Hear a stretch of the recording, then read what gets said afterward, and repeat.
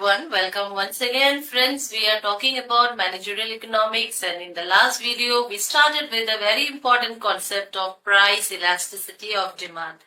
So let's continue the discussion and let's have some more new concepts together in this video. So friends, we are talking about price elasticity, and there we have seen what is price elasticity all about, and we have also seen how can price elasticity vary between 0, 1, greater than 1, less than 1. Okay, and friends, please note that price elasticity of demand is one of the elasticities, because demand is responding not just with price but with other factors also, like income, price of the substitutes. So we will study about the elasticity of demand in response to income later on, with respect to other goods, that is substitute or complementary goods, later on. But here we are talking about the price elasticity of demand, how demand is responding to the price. And there we have seen that the demand may be very responsive, and we call it greater than 1, E is greater than 1. Demand can be less responsive, we call it less than 1. Demand can be perfectly elastic, that means E is equal to 1. We call it unit elasticity or unitary elasticity.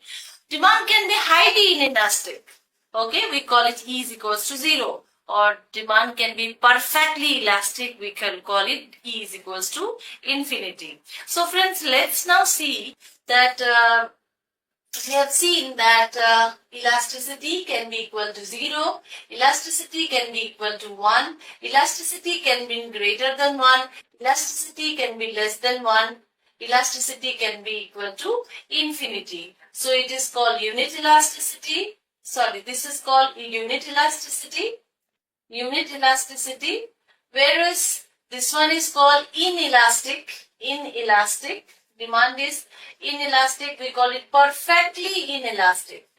Last time I told you already that it is not at all responsive. So we call it perfectly elastic. That is unit elastic. We call it elastic. We call it inelastic. Remember, what is elastic and perfectly inelastic is different. Perfectly inelastic is E is equals to 0. And perfect and elastic is E is greater than 1. E is less than 1 is inelastic. Okay. Whereas equal to infinity is perfectly elastic. Perfectly elastic. So friends, I hope there should not be any confusion here. So I am repeating once again. If E is equal to 1 means if price increases by some percentage, demand responds with the same percentage. So E is equal to 1, we call it unit elastic, or we call it unit elasticity, or we call it unitary elastic. If E is greater than 1 means if price responds by a certain proportion, demand changes by more than that proportion. So demand is very responsive. We call it E greater than 1. We call it elastic demand. If demand is less responsive, if price changes by some percentage, demand changes by less than that percentage, we call it the demand is inelastic. But if price is changing but demand is not at all responding, then we call it perfectly inelastic. And here, if demand goes on changing irrespective of the price, then we call it perfectly elastic. So friends, please refer to the last video, and we have seen there how we can draw it with the help of a demand curve, and we have also seen with one demand curve at different points in the demand curve how this elasticity varies. Today we will study how we can measure this elasticity. Okay friends, so let's start. So in this video today we will study two important methods of measuring elasticity of demand, and in the next video we will study two more methods of measuring elasticity of demand, price elasticity of demand. So methods of measuring elasticity. So we have got number 1, that is the percentage method. Percentage method. Next one is the point method. Point method. The third one is the The third one is the expenditure method. Expenditure method. And the last one is our arc method. So friends, these are the four methods that we will see. But in this video, we will cover the first two, that is the percentage method and the point method. So let's start. So friends, what we are studying, please get the concept. We are studying that yes, demand will respond to the change in price. But will the demand respond very sharply, or the demand will not respond that sharply? Will not respond that sharply. This is what we are going to measure, and accordingly we have different degrees. But we want to know exactly how much. Is greater than 1, how much? Is it 1.8 or 2 or 5 or 3? Less than 1, is it 0.8, 0.5? Is it 0? Is it 0.999? So we want to get an exact value of elasticity. And for that we have got these methods. First, let us take up the first method, that is the percentage method. In the percentage method, we are trying to find out what is the percentage change in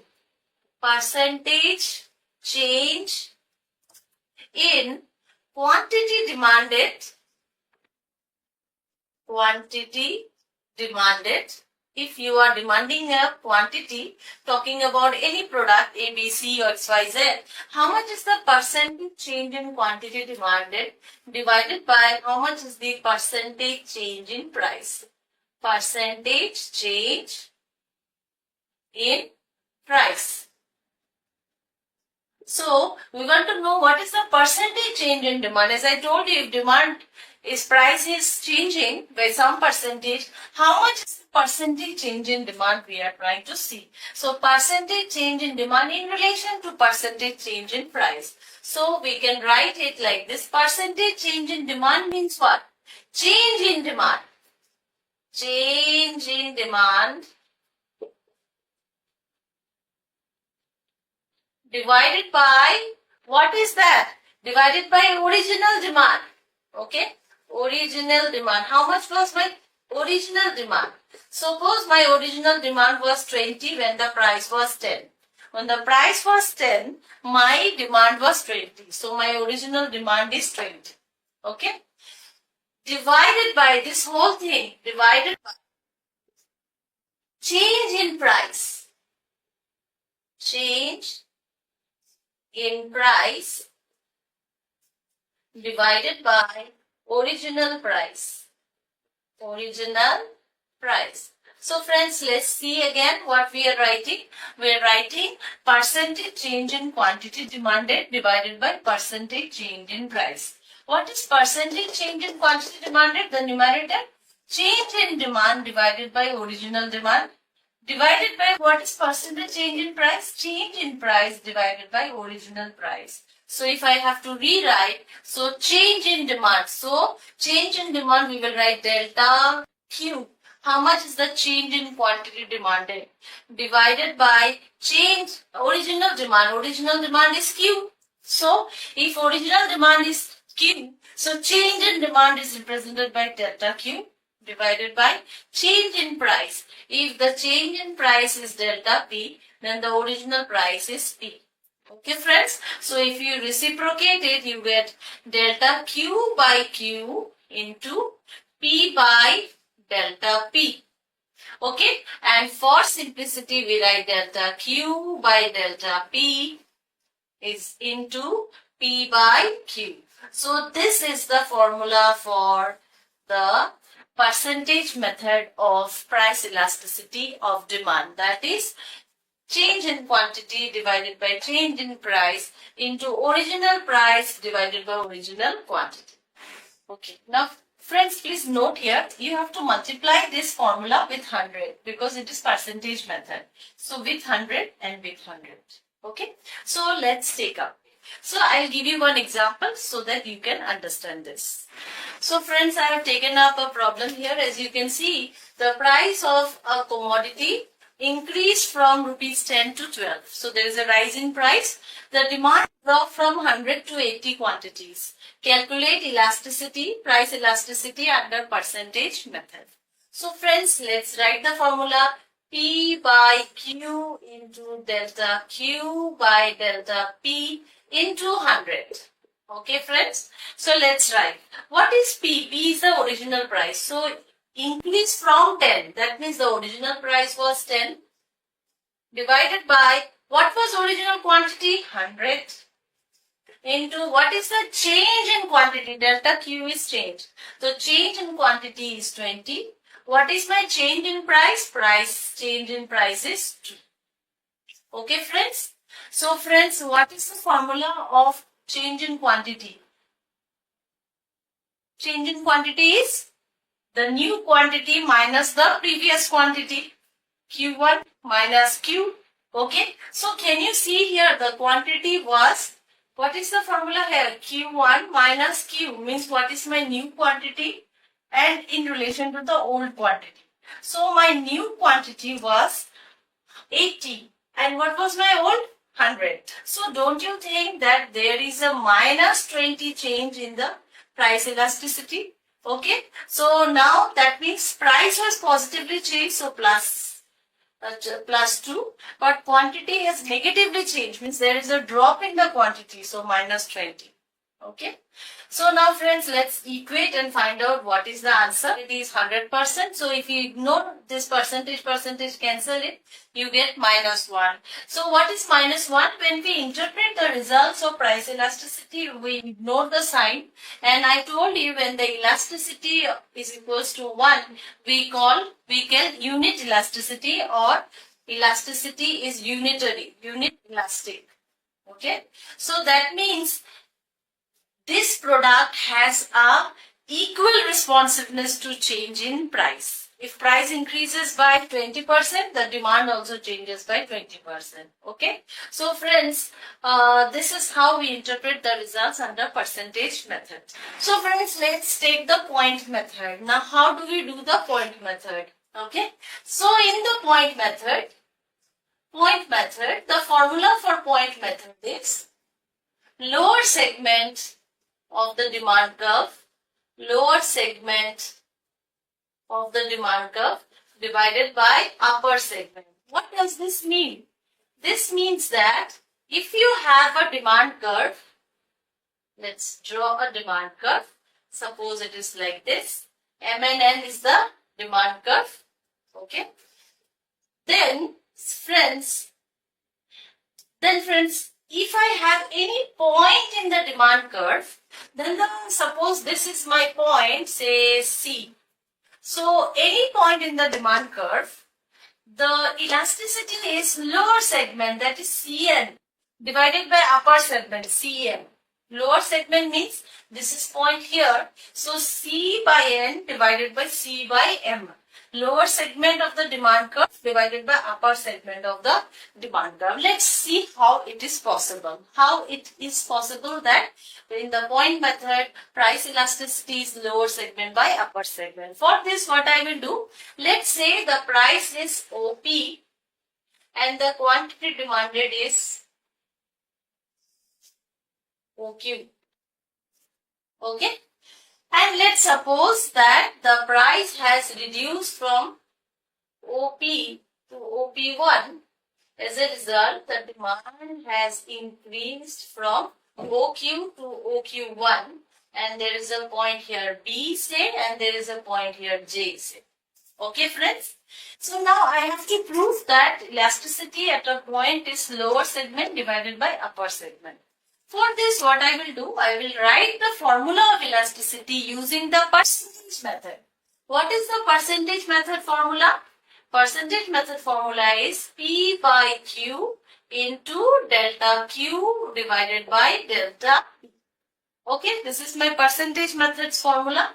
Now what I will do, I will write all the values here. So tell me what is my P? P is the original price. So my original price was OP. So I will write here OP. What is my original quantity? At this price my quantity was OQ into. What is my change in quantity? You see OQ1 is the new quantity. OQ was the old quantity. The change is this much. So I will write Q1 divided by what is my change in price? OQ. Sorry, change in price. Change in price is original price was OP. New price is OP1. So the change is PP1. So I am writing here PP1. Okay. Now what I will do? Can you see one thing? OP. OP is this much. Can I write OP is equals to QC? Yes, I can write here QC. So I am writing here QC. OQ is this much. Can I not write OQ is equals to PC? So I am writing here PC. QQ1. QQ1 I can write JB. I am writing JB. And PP1 I am writing CJ. CJ. Okay. Now friends, if I write that QC by PC into JB by JC, this is what? This is actually representing this only. Okay, representing this only. So I am writing it as equation 1. Okay. Now what I will do, I will take the case of this triangle and this triangle. Okay, triangle CJB is similar to triangle CQN. Triangle CQN. And you know, as per the similar triangles properties, the ratio of their sides are equal. So you can write JB by CJ is equals to QN. This is N, friends. So QN divided by this one, CQ or QC. Okay. So what I will write, since JB divided by CJ, JB divided is equals to QN by QC. So I can substitute here. Substituting in 1. If I substitute this in equation 1, so what I get, let's write it here. So I get here QC divided by PC is equals to, instead of writing JB by CJ, I will write QN by QC. I write QN by QC. So QC gets cancelled. So what I am left is QN by PC. Okay. Friends, it's not the end. Let's go again. You take this triangle MPC, and take this triangle CQN. Triangle MPC is also similar to triangle CQN, and as per the similar properties of similar triangle, I can write QN divided by PC. Okay, this base and this base is equals to CN divided by MC, or you can write CN divided by MC. So you can substitute this here. QN divided by PC comes to CN by MC, which is nothing but equal to, so if this QN by PC becomes CN by MC, CN by MC, CN by MC. So this is the lower segment,